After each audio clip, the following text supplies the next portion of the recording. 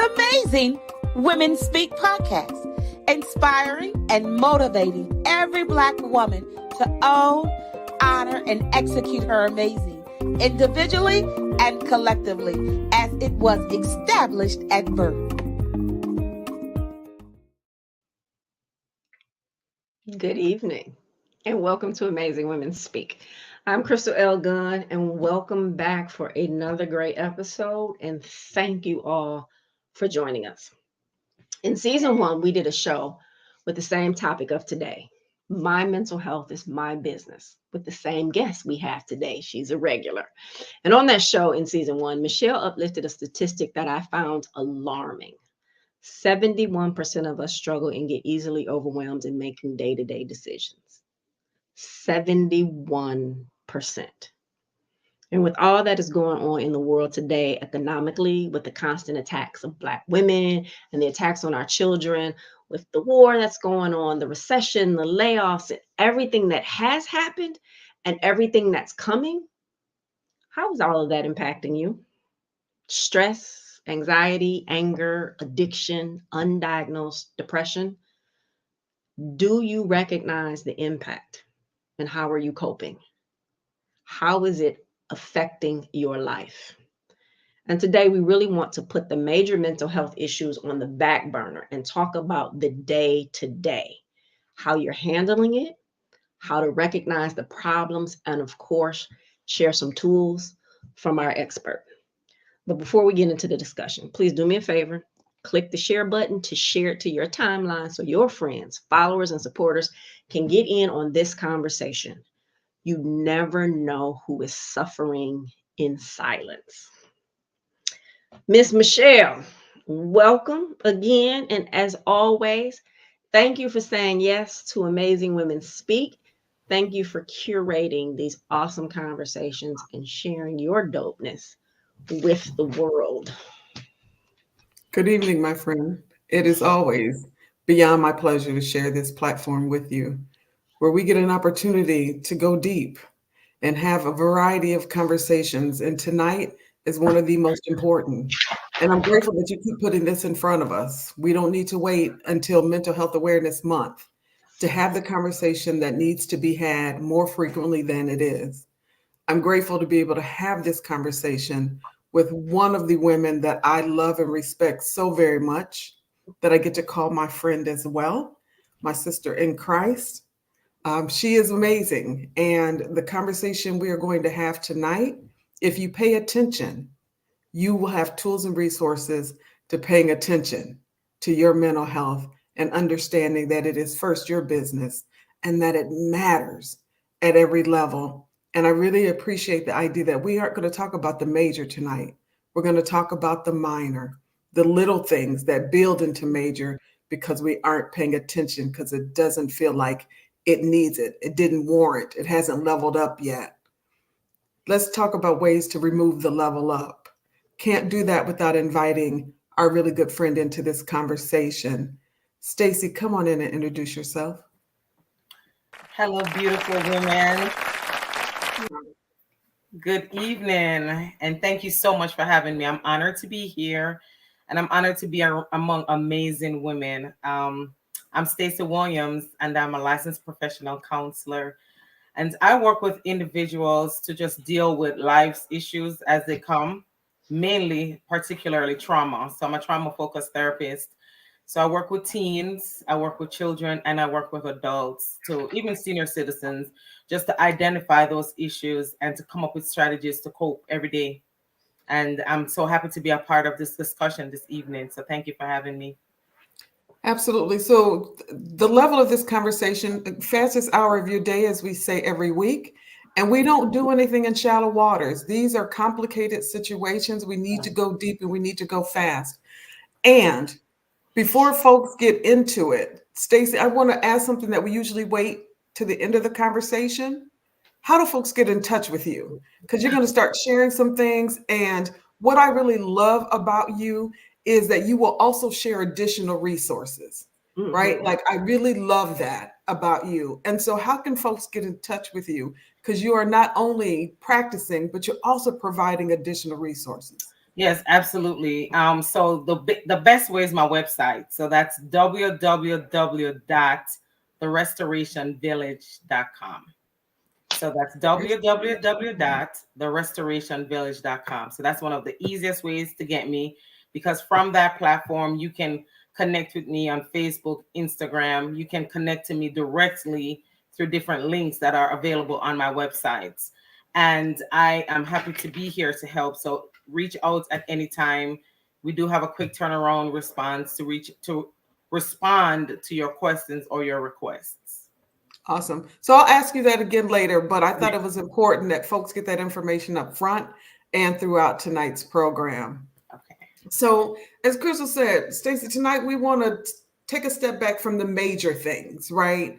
And pay attention to the minor and the ways in which life day to day can interrupt our ability to function, interrupt our ability to perform at the level that we want to perform, interrupt our ability to just be.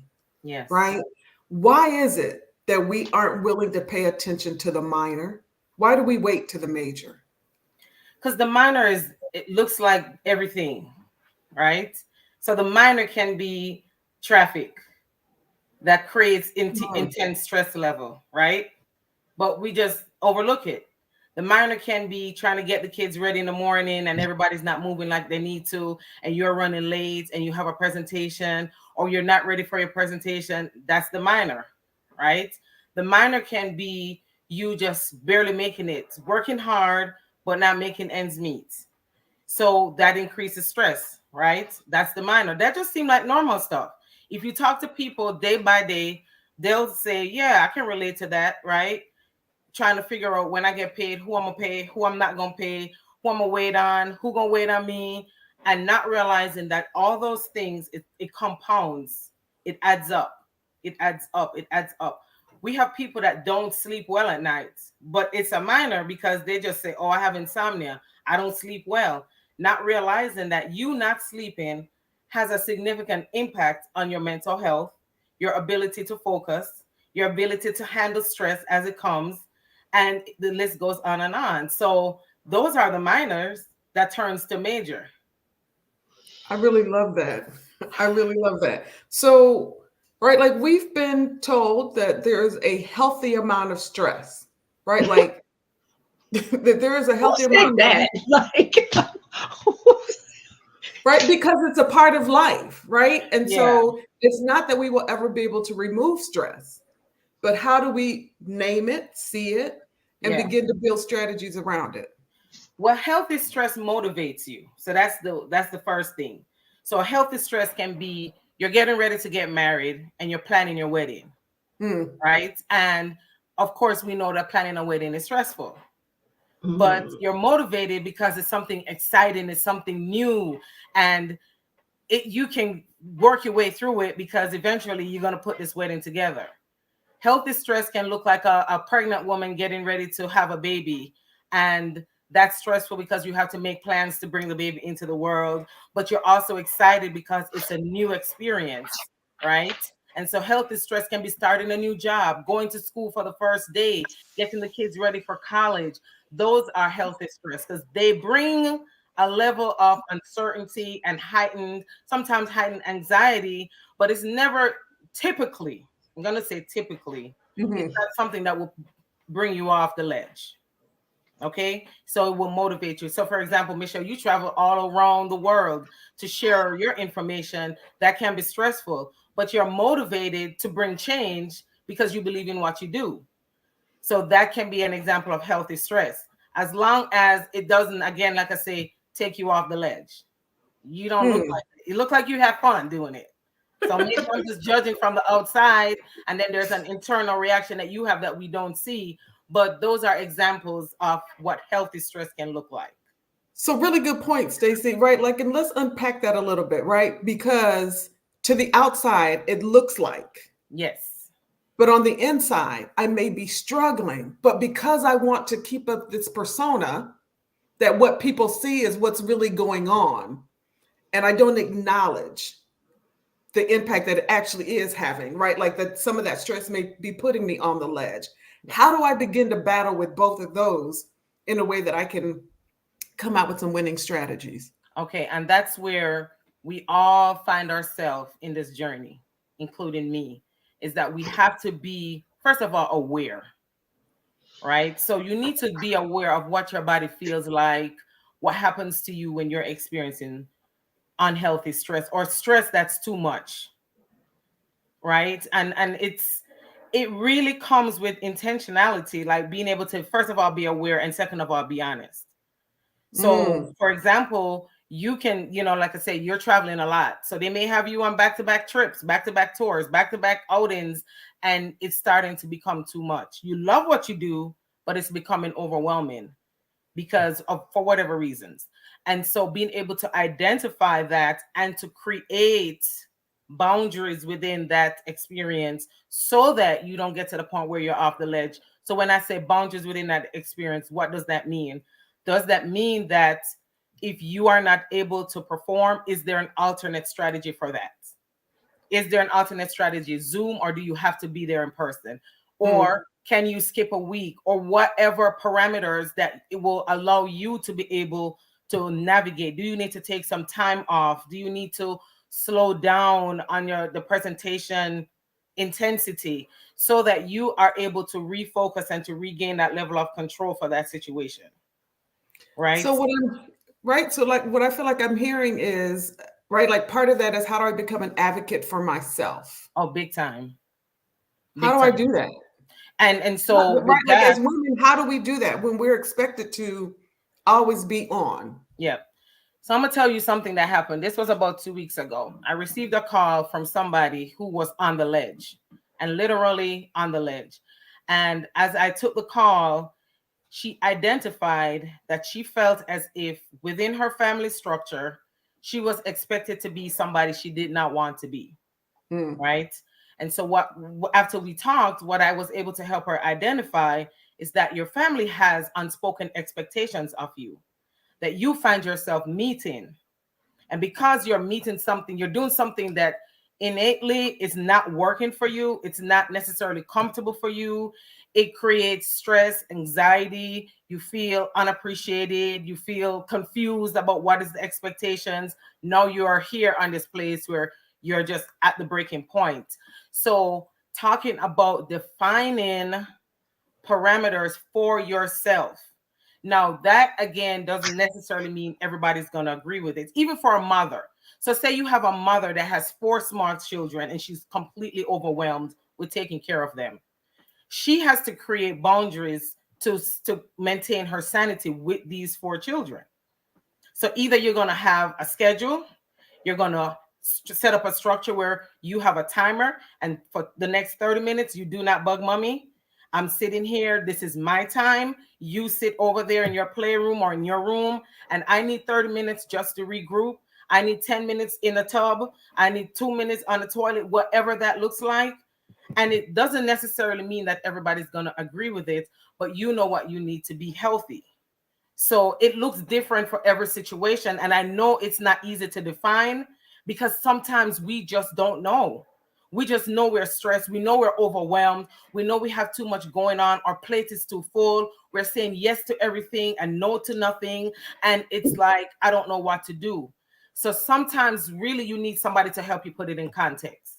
So after that call, that young lady was able to say, that makes so much sense. She's like, I did not realize that what I'm dealing with is poor boundaries for myself and for people that I'm dealing with. And that is creating so much anxiety within me that I am at the breaking point. So expand on this a little bit. Okay. This is for me. So Michele said, advocate for me. I got that part. That was clear. But how do you advocate for yourself when you are the person that you answer to? So it's not the children. It's not the employer. It's not the family. It's me. How do I advocate for me? I don't know, against me or with me. Yeah. So setting boundaries with yourself. And sometimes we think about boundary setting as everybody else. And sometimes we need to set boundaries with ourselves. We have to tell ourselves no. I can't do that. I won't do that. It's okay if I don't do that. It's okay if I don't go there. It's okay if I don't eat that. It's okay if I sleep for 10 more minutes. It's okay to get up 10 minutes earlier. So whatever that situation is really seeing to yourself that you have crossed your own boundary, that 10 years ago you said you would have never did this. And now you're doing it. Or 10 hours ago. Or 10 hours ago. And you're doing it for what? What is the motive for doing it? Are you, assessing that? Why are you doing this? Why are you not saying no right now? Why? What do you get out of continuing to do or perform this behavior? Because behavior doesn't happen in isolation. Wow. Right? So there's always either a reward associated, even sometimes our rewards are negative, but there's a reward that's associated to our behavior patterns. So you can have a person. Oh, go ahead. Right, like I'm clear, right? Like the listeners are like, she all in my street, she in my house, she's in my driveway. Don't turn off, turn up the volume. She is giving you nuggets for life because self-accountability is hard. Yes. So I really appreciate you lifting up the importance of building boundaries with ourselves and asking ourselves those tough questions. Sometimes, Stacey, right, like even hearing Crystal's, like she's also going to evaluate, like, but what's the consequence if I don't, right? Like, and so how do I pay attention to that battle of it, where I'm not asking maybe the right questions, I'm asking a value question, right? Like, what's the consequence? But it may not be the right question for me to be asking right now, because if I start weighing consequences, I'm going to keep doing the behavior because I can justify why I need to keep doing that thing. Yep. And again, it goes back to what's the motive. So if you keep doing something that you probably shouldn't do, why are you doing it? What's the motive? What's the outcome in your heart, in your thoughts, in your mind? What is it that is being fulfilled for you to do this behavior? So I'll give you an example. You can have a person that's a yes ma'am, right? They say yes to everybody. They're responsive to everybody, but innately they're burnt out. But innately that saying yes feeds an inadequacy, feeds an area of insecurity that they have. So doing things for somebody or hearing a person say to them, oh my gosh, thank you so much, I really appreciated that, feeds a need that they have. Even though at the end of it, in 2 minutes, that wears out, that affirmation is gone, and now they're seeking it again. So it feeds that behavior of continually overdoing, overstepping, overworking yourself, over availing yourself to people. But when you can step back and assess that there is a void, there's something that's missing in my life, and start dealing with that missing piece, how do you increase your self-worth that doesn't require you to say yes to everything and yes to everybody?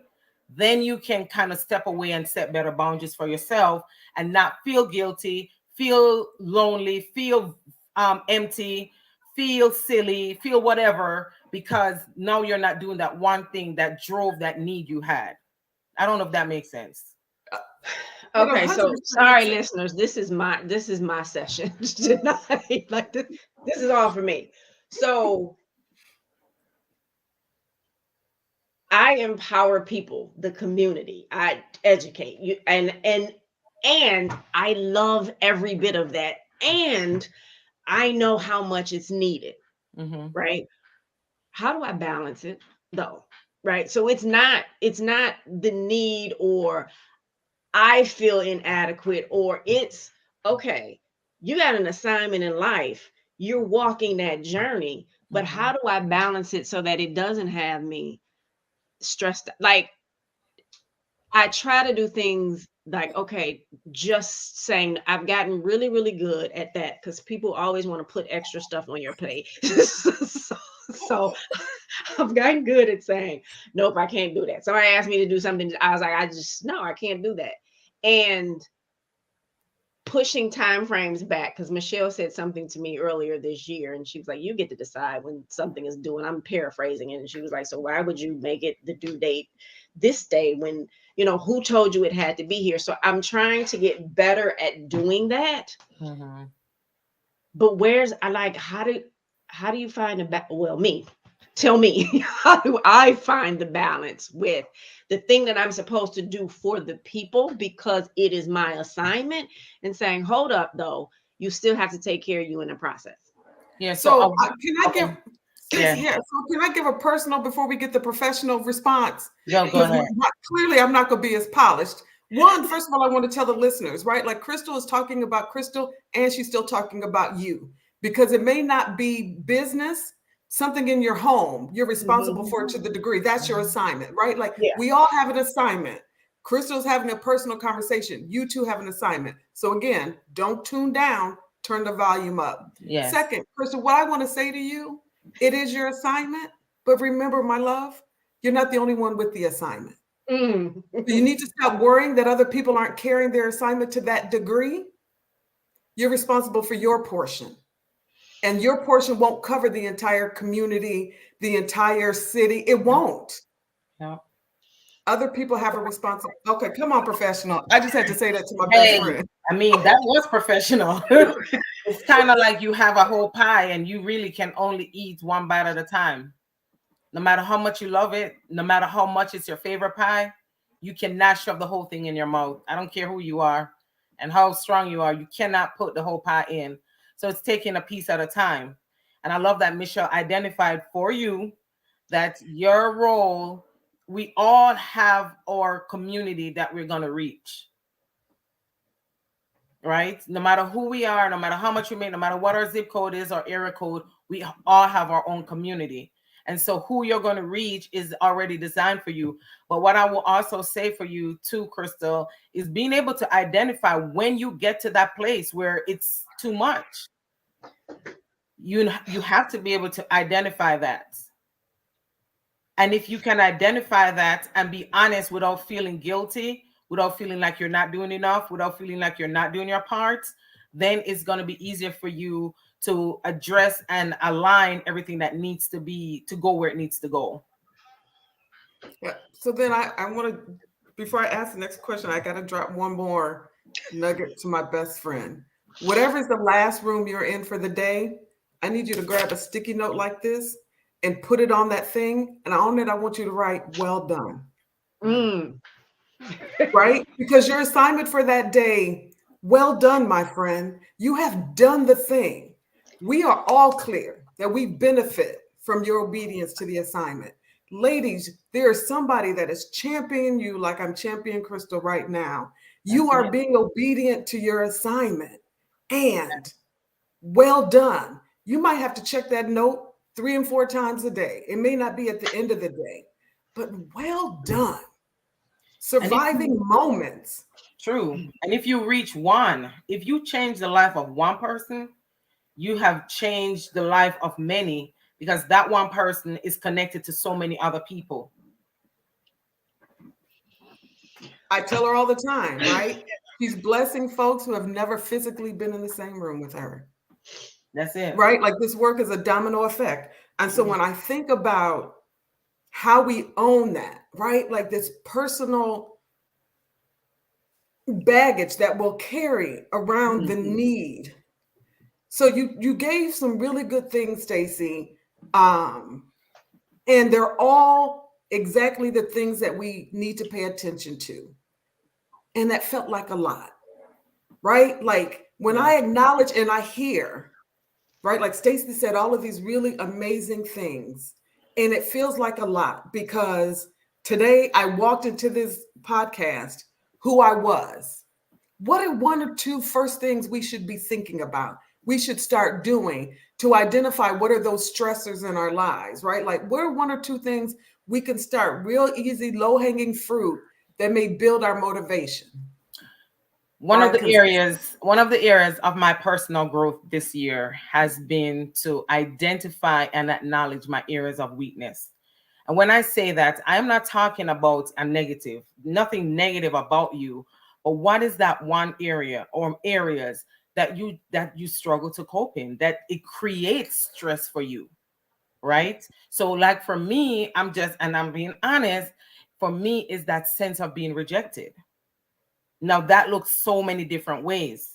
Right. You can be easily offended because that's an area of your weakness. So that can create stress because that impacts relationship. When you find that the people you should care about you or you care about did something that seriously offended you.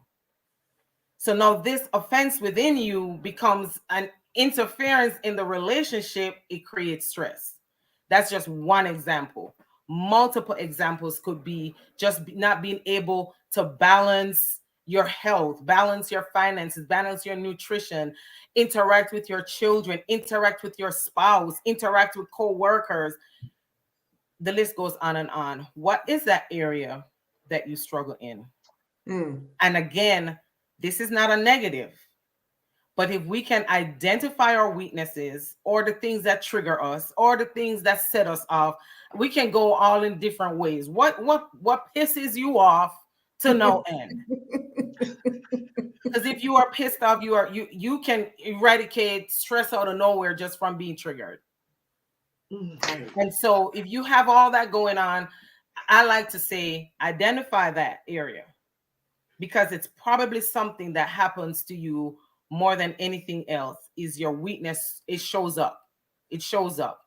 It shows up in different ways, right? And you get to talking and you all riled up and you revved up and before you know it, you've gone to somewhere else you don't need to be. Now you have relationships impacted, you're impacted, your sleep is impacted, your nutrition is impacted.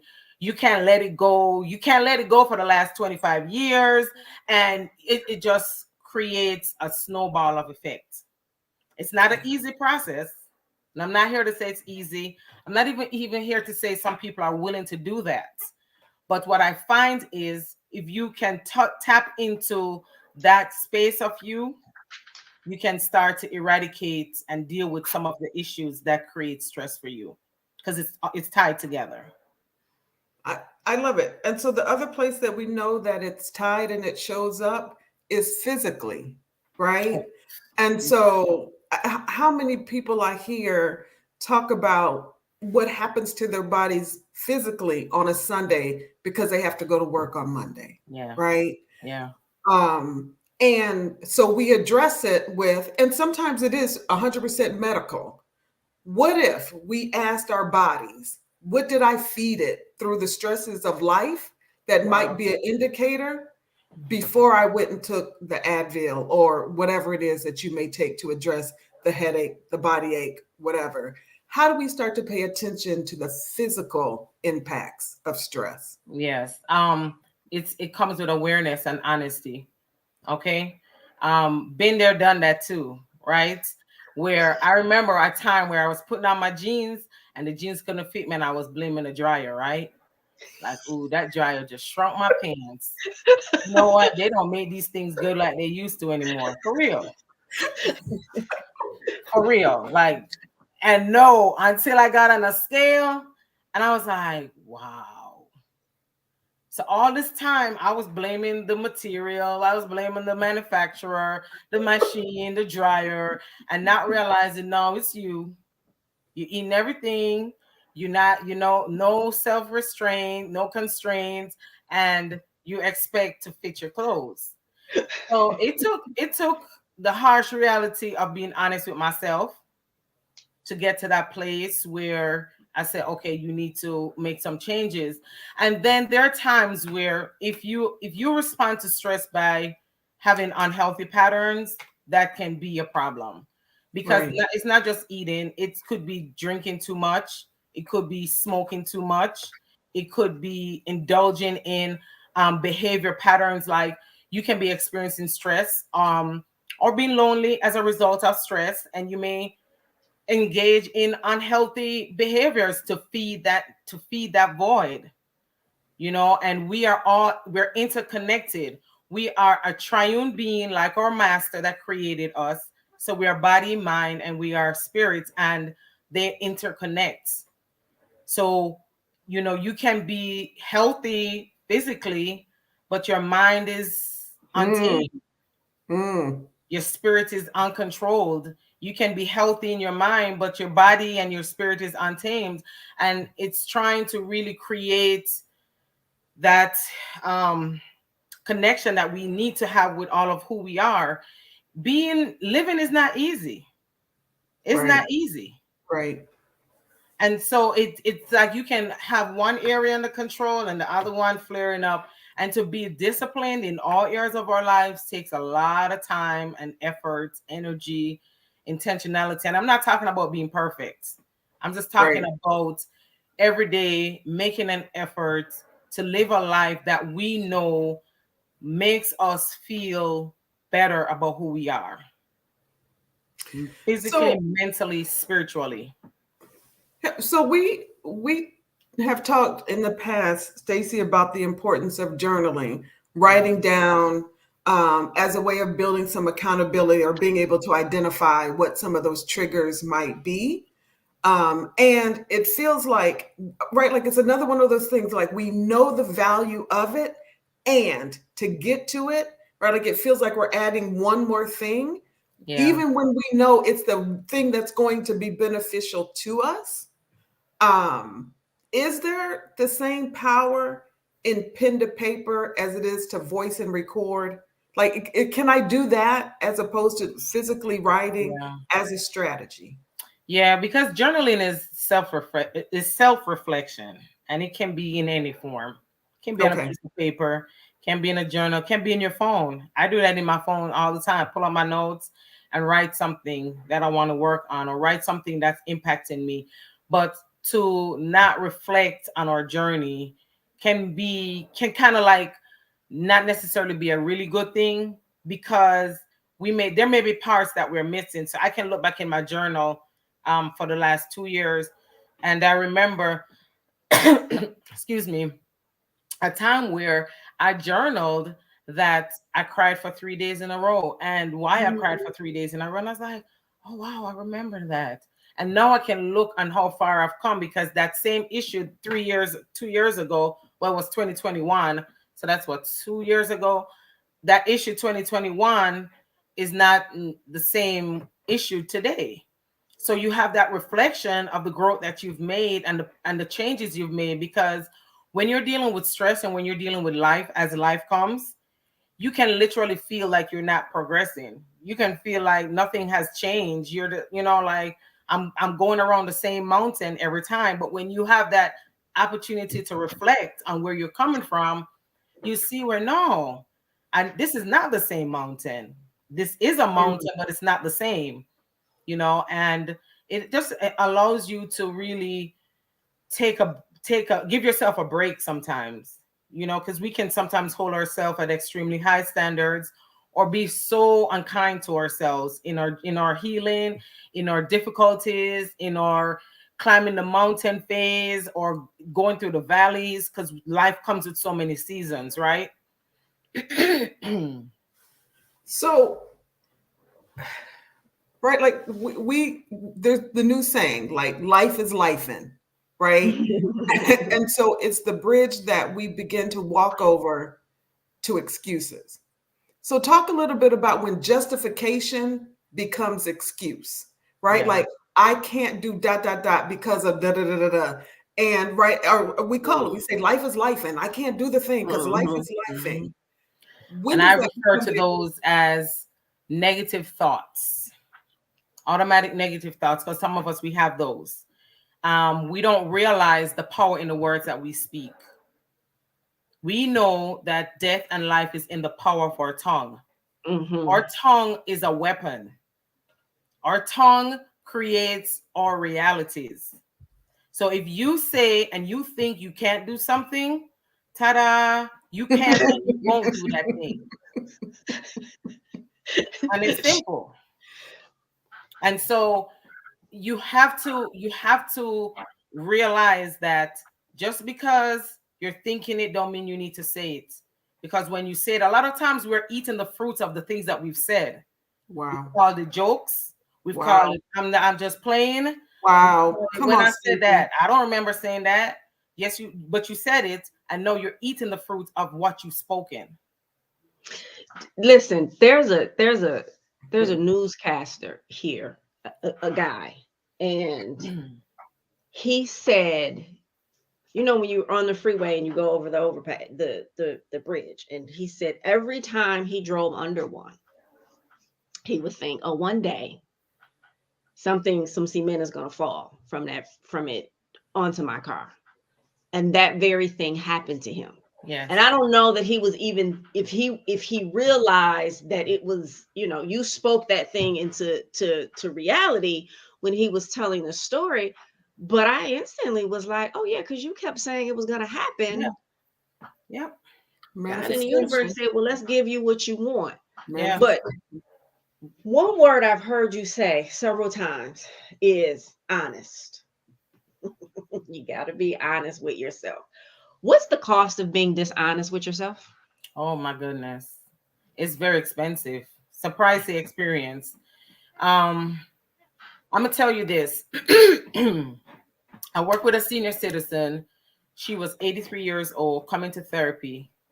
And one of her biggest reasons was that she spent her whole life living in this space, not taking accountability for her kids, for her life, for her choices. And now at the end of the road was dealing with so much depression, so much unforgiveness in her heart towards herself, not anybody else, towards herself, that led to the depression, that's led to anxiety. Then she had insomnia. I mean, it just kind of spiraled. It's costly to not be honest with ourselves, because the truth of the matter is we are our best assets. Mm-mm. We were created for greatness. And when we're not honest, we live beneath that greatness. So, Stacey, last week we had a conversation about check your tribe, right? And when I think about stress, when I think about the minor things that show up, how my tribe is helping or hindering, helping me be accountable to the greater part of me and not feeding into my negativity, not giving those words life, right? Through validation or even through silence, right? Like sometimes we sit back and say nothing and watch those that we say we love self-destruct by their own behaviors, by their own choices. How in the middle of all of that, right? Like, are we balancing those folks that we are allowing to share our space? And how do we increase the value on that real estate that does not allow anybody walking down the street to have access? Man, that's a tough one. Because again, it comes with an openness and a willingness, right? And you can actually be quote unquote friends with people who you know don't want to see themselves. So you get to the point where you're like, I'm not even going to tell you because you really don't want to know, right? You get offended, you cut them off. Last time I tried to tell you about yourself, I ain't talked to you for 3 months.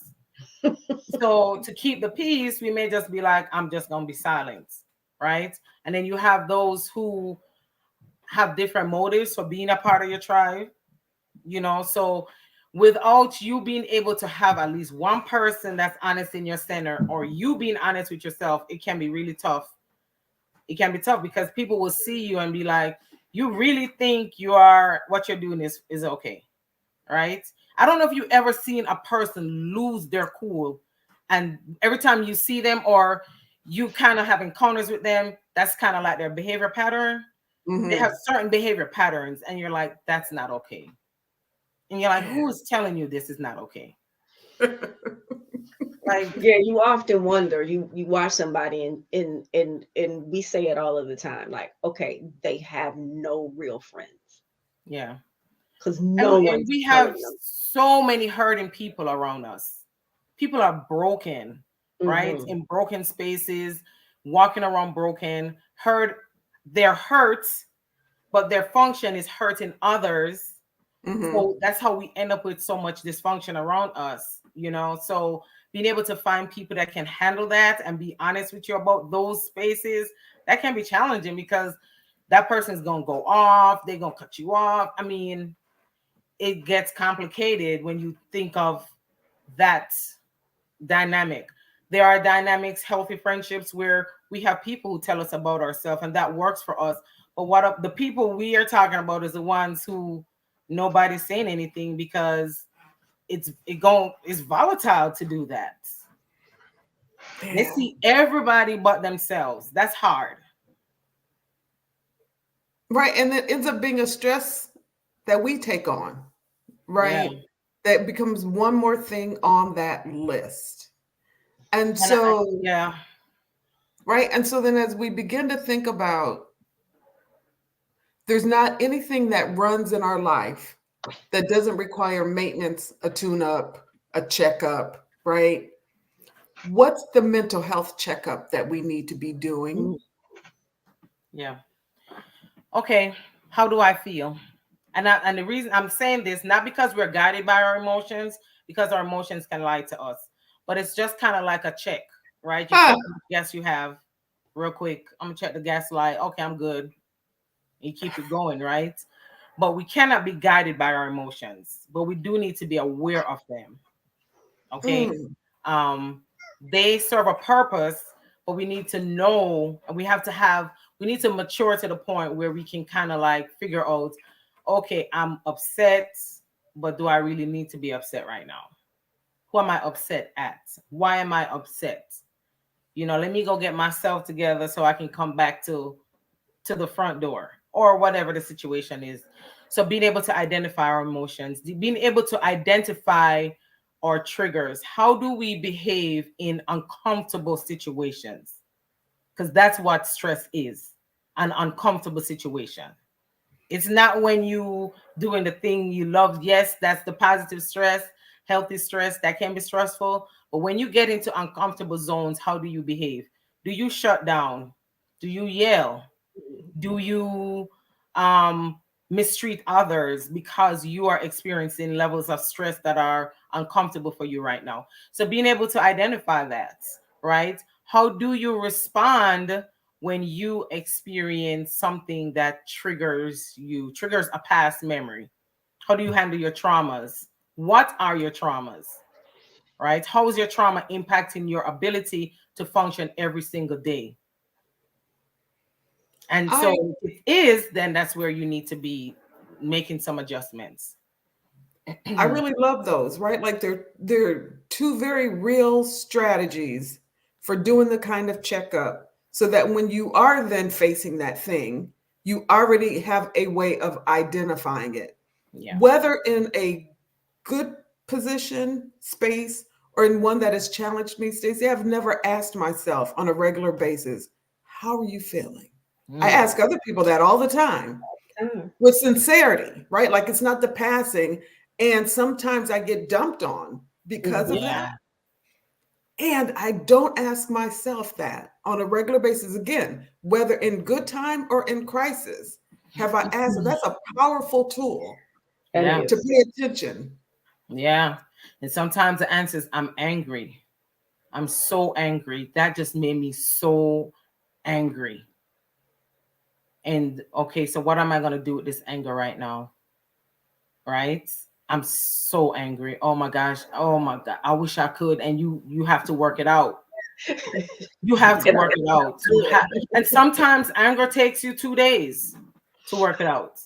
Sometimes it may take 2 weeks, but you have to work it out because if you don't, it's not going anywhere.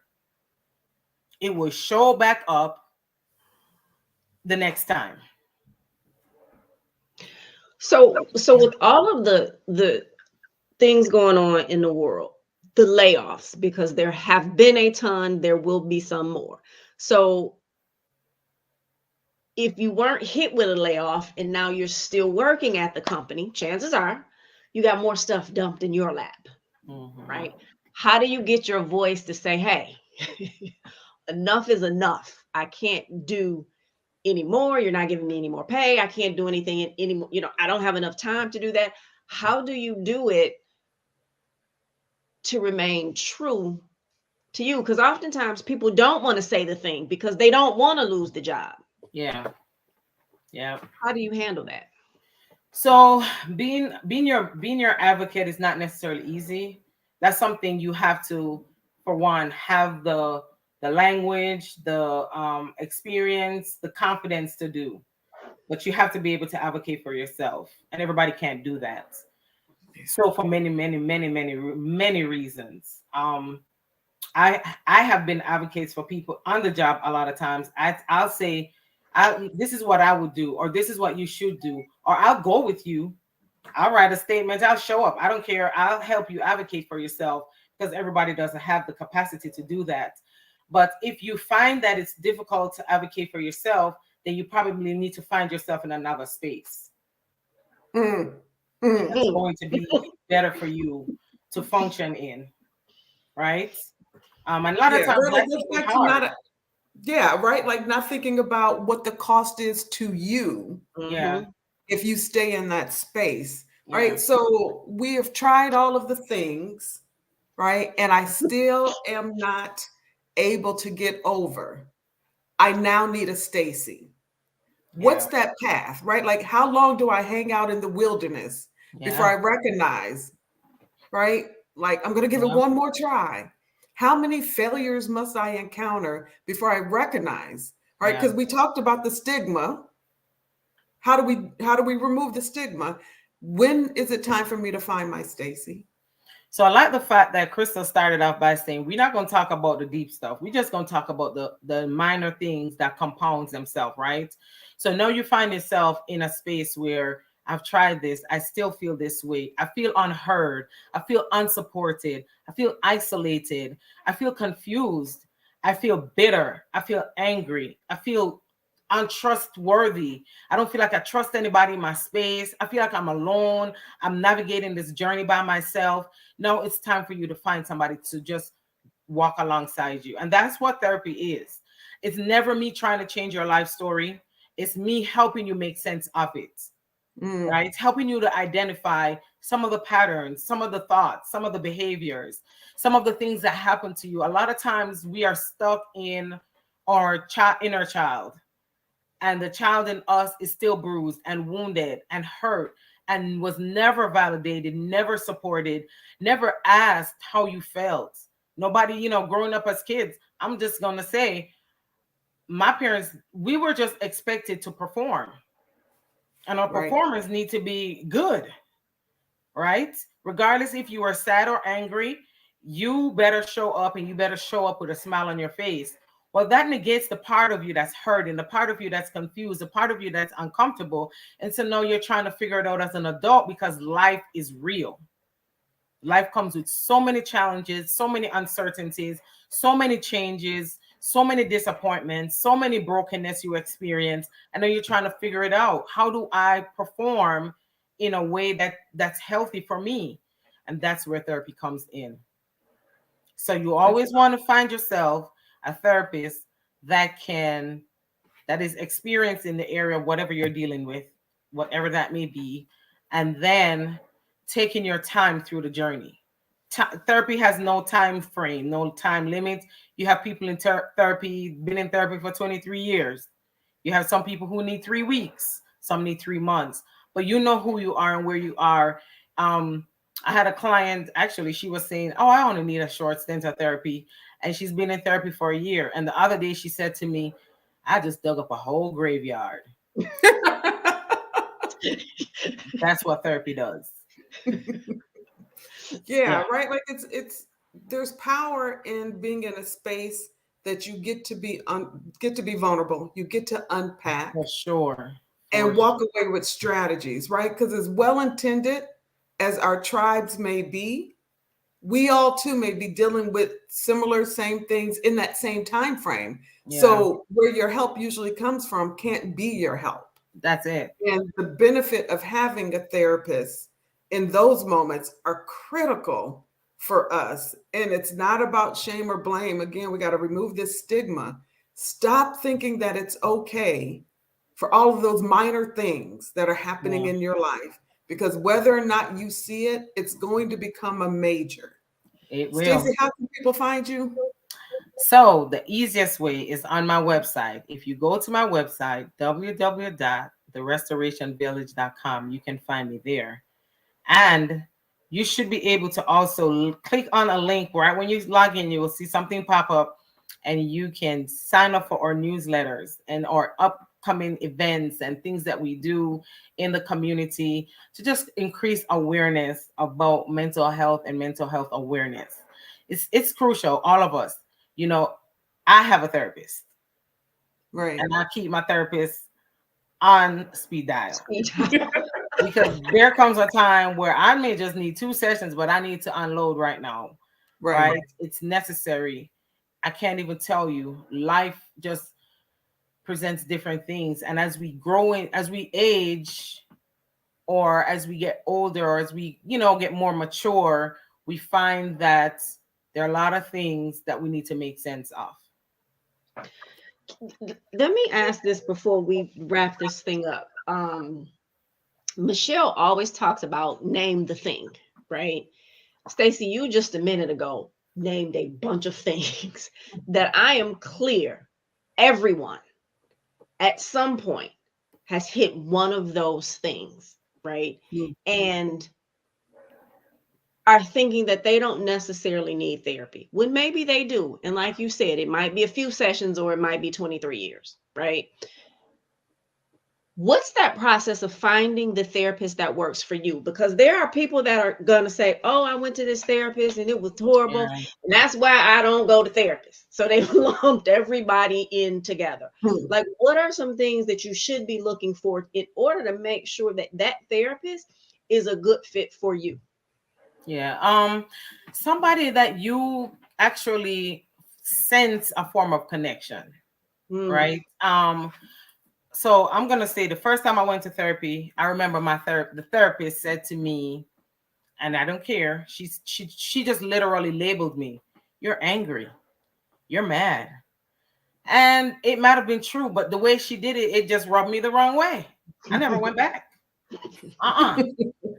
Because that did not work for me.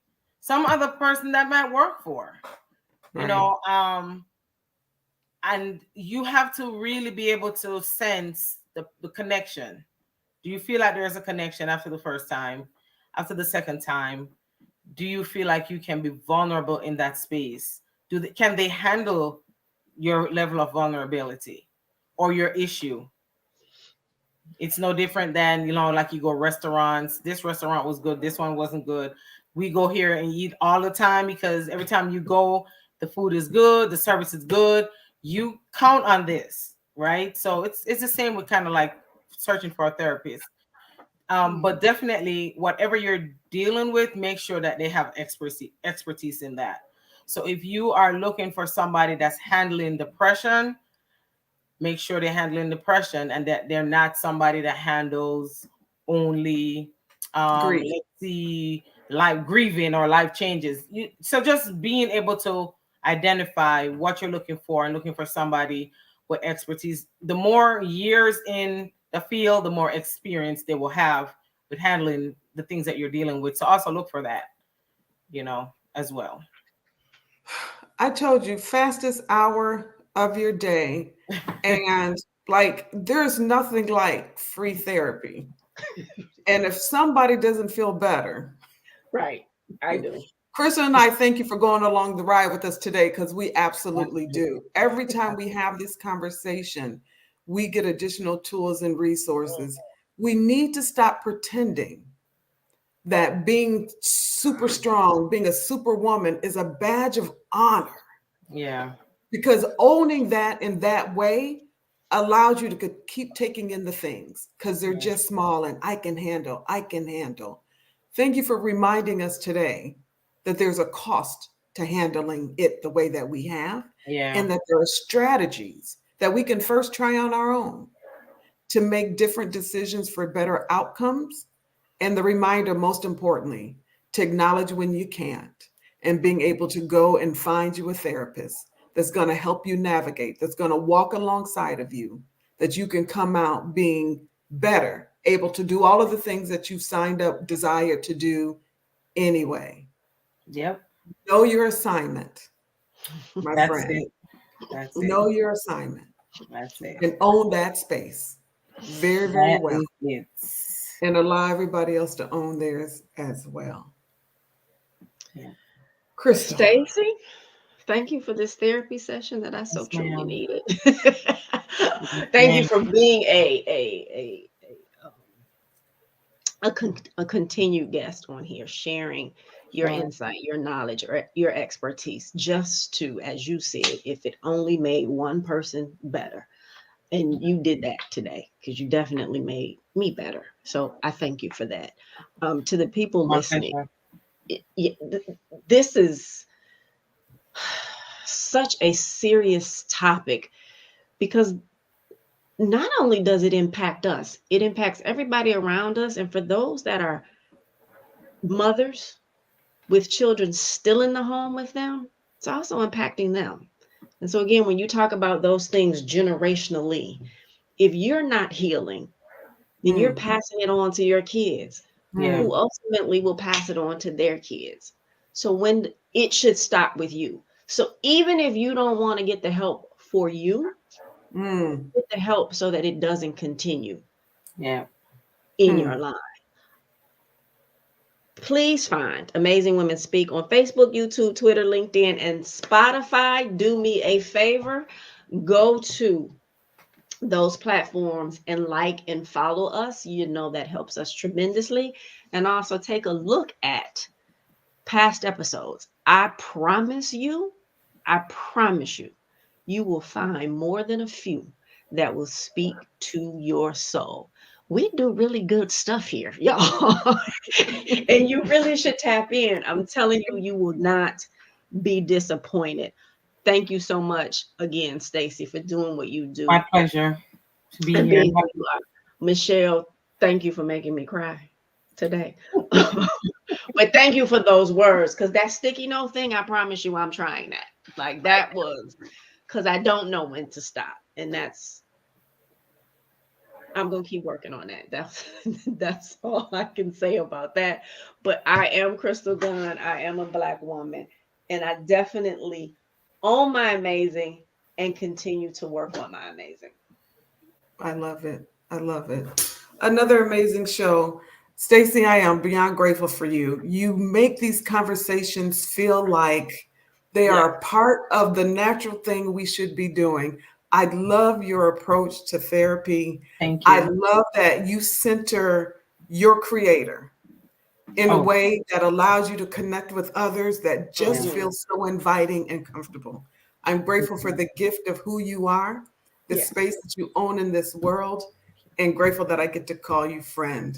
Crystal Gunn, again, you've created a platform that we get to have this Yes. as a way of the buildup, as a way Mhm. of understanding that our amazing was established at birth, and you continue to weekly invite us into a space that reminds us just Mhm. how dope and amazing that we are, and that we are here for uplifting one another and inviting each other to see the things that we can do to contribute to first ourselves and then our communities in a more holistic way.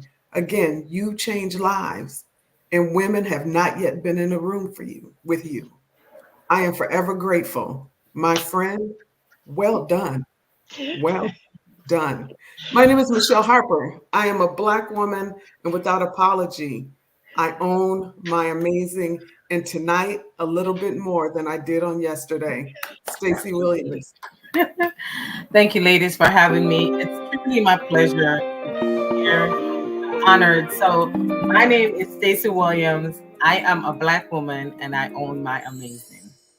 Absolutely, positively. Thank you so much for hanging out with us this evening. I pray the conversation was helpful. Join us next Sunday, where our topic will be You Are the Bag.